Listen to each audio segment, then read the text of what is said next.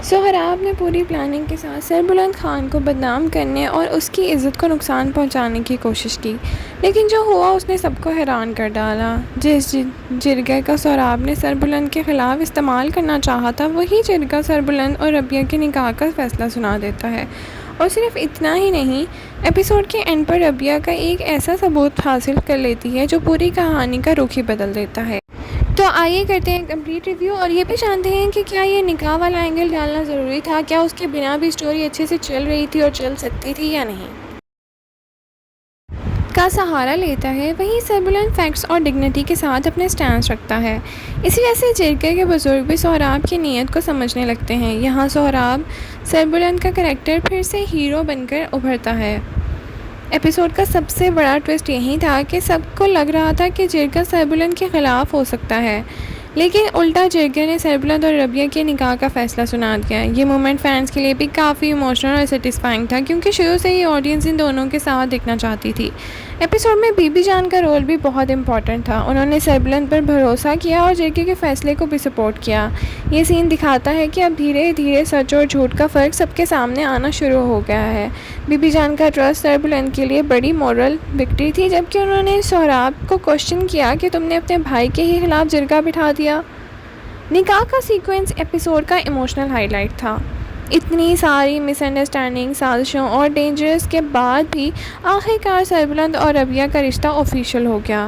Fan social media पर इस moment को काफ़ी सेलिब्रेट कर रहे हैं, लेकिन कहीं भी ख़त्म नहीं हुई, क्योंकि असली विलन्स अब भी पूरी तरह एक्सपोज नहीं हुए।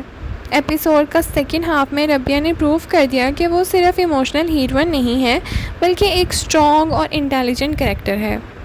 वो शिरीन के कमरे से एक हिडन मोबाइल फ़ोन हासिल कर लेती है और इस फ़ोन में ऐसे सबूत मौजूद होते हैं जो मल्टीपल कॉन्सिक्वेंसेस को एक्सपोज कर देते हैं। ये डेवलपमेंट स्टोरी के लिए गेम चेंजर साबित हुई। अब जब एविडेंस सरबुलंद के पास पहुंच जाते हैं तो सबसे ज़्यादा ख़तरा सोहराब और शिरीन को है। उसकी प्लानिंग और हिडन एजेंडाज धीरे धीरे सामने आने लगे हैं और लगता है कि आने वाले एपिसोड में उसका हिसाब होने वाला है। एक्टिंग की बात करें तो दानियाल ज़फ़र ने सरबुलंद के रोल में बहुत ही स्ट्रॉन्ग परफॉर्मेंस दी है। जिरगा सीन्स में उनका कॉन्फिडेंस और डायलॉग डिलीवरी काफ़ी इम्प्रेसिव थे। सजल अली एज रबिया भी आउटस्टैंडिंग रही। पर्टिकुलरली एविडेंस हासिल करने वाला सीन उनके प्रेजेंस का ज़बरदस्त सबूत था। सपोर्टिंग कास्ट ने भी बहुत ही अमेजिंग एक्टिंग की है। आगे हो सकता है कि मोबाइल फ़ोन का एविडेंस सोहराब को एक्सपोज कर दे, शिरीन से तमाम राज उगलवा लिए जाएं और सरबुलंद और रबिया का अब सुकून मिल जाए और चैलेंजेस का इंतज़ार भी हो सकता है। आने वाले एपिसोड में बहुत कुछ एक्सपोज होगा।